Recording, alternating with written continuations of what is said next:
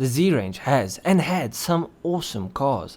In the 70s you got the 240Z, which was an awesome looking sports car that was powered by a 2.4 litre inline 6 and it made 150 horsepower. Then came the 260Z, and then in 1978 we got the first ZX, powered by a 180 horsepower 2.8 litre turbo straight 6. Now by today's standards this isn't anything crazy, but back then it was quite a lot.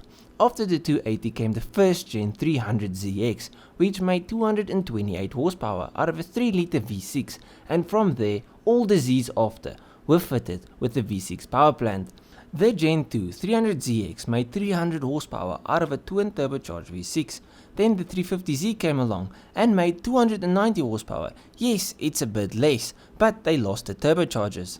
And then lastly we got the 370Z, which made 350 horsepower from a 3.7 litre naturally aspirated V6, so it's fair to assume they have some experience in the field. But after the 370, nothing much has happened. Well, Nissan just released the all-new 400Z. Can it fill the shoes the 370Z set? And does it stand a chance with the likes of the Supra and the Mustang GT? Well, let's find out. Well, I can tell you that Toyota should be worried. The new Nissan Z is said to have a starting price of just $41,000, which is more than $10,000 less than the Supra. The 400Z will also be available in a manual, and with the lower price and optional manual, the car also comes standard with a 3 litre twin turbocharged V6. Nissan is truly checking all the boxes. But let's dive a little deeper. Exactly what performance can you expect from the new Z? Can it really keep up with the Supra and even the Mustang GT? I think let's do this car by car and compare. The Ford Mustang GT has a starting price of $39,000, and for that price you get a 460 horsepower 5 litre V8. The Mustang is available with a 6-speed manual or a 10-speed auto. Why does 460 horsepower and a car that weighs 1.7 tons translate to in terms of straight line performance? Well, the Mustang will reach 60 in 3.8 seconds and will complete the standing quarter mile in 12.1 seconds. Okay, now for the Z's arch enemy, the MK5 Supra. The 3 litre straight 6 powered Toyota Supra starts at $53,000. Now, the Supra is currently only available with an automatic transmission, but Toyota has announced a 6-speed manual version of the Supra for next year. If you want to see more on this, I made an entire video on it, and I'll leave a link to the video in the description, and I'll put a pop-up here. Anyways, this 3 litre turbocharged Supra makes 335 horsepower and 500 Nm of torque. Now the Supra is known for punching above its weight, and it will reach 60 in just 3.7 seconds, and it does the standing quarter mile in 12 seconds dead, so faster than the Mustang. In other words, between the Mustang and the Supra, the Mustang is slower, but it is a lot cheaper. I do have to say, however, the cabin quality of the Supra is much better. So on to the Z. How does it compare to the competition? So like I said previously, the Z is powered by a 3 litre V6 twin turbo motor. The motor produces 400 horsepower and 475 Nm of torque. So the Z makes a bit more power than the Supra, but less torque. What will that mean in terms of performance? Well, there is no official numbers released as of yet, but Haggerty made a really awesome video, and I really encourage everybody to go watch it. They held a drag race between the Supra, the Mustang Mach 1 and the 400Z, and this was the results.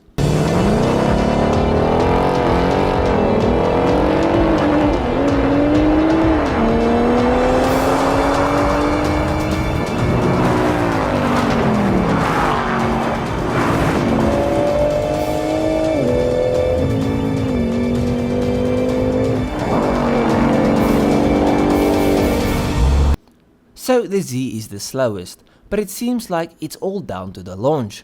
When they are all moving, the Z seems to stick with them. So from a pure performance standpoint, the Supra still has the edge. But with a 12 grand price difference, I feel like the Supra should be faster. So it's all up to what you prefer. Would you rather save a bit of money and get a car that's barely slower, and remember you can still modify them, or would you spend a bit more for the Supra?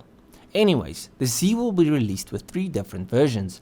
The standard coupe comes nicely equipped with a customizable 12.3-inch digital gauge cluster, an 8-inch touchscreen with Apple CarPlay and Android Auto, cloth seats with micro suede inserts, and a whole bunch of driver assistance features.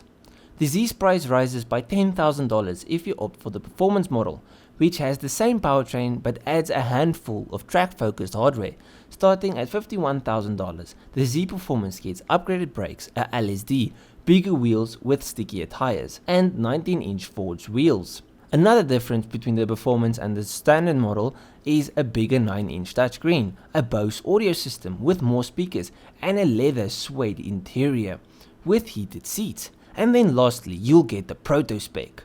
The company will only sell 240 copies of the Proto Spec at launch, with each priced at $54,000. Along with all of the goodies found on the performance model, the Proto Spec can also be visually identified by its unique bronze-colored rims and yellow paint with yellow accents. So at the end of the day, I feel like the new Z will cause many headaches at Toyota HQ. The value for money is just crazy. It has all the features you would want in a sports car, with an optional 6-speed manual, a great engine, and a low price tag. But let me know what you think below. Do you think that the new Z stands a chance against the likes of the Supra, or even maybe the Mustang? Anyways, if you guys enjoyed this video, please leave a like and subscribe. I've got many more videos just like this one, so just go through it, see if there's something you like. I'll check you guys in the next one. Cheers, eh?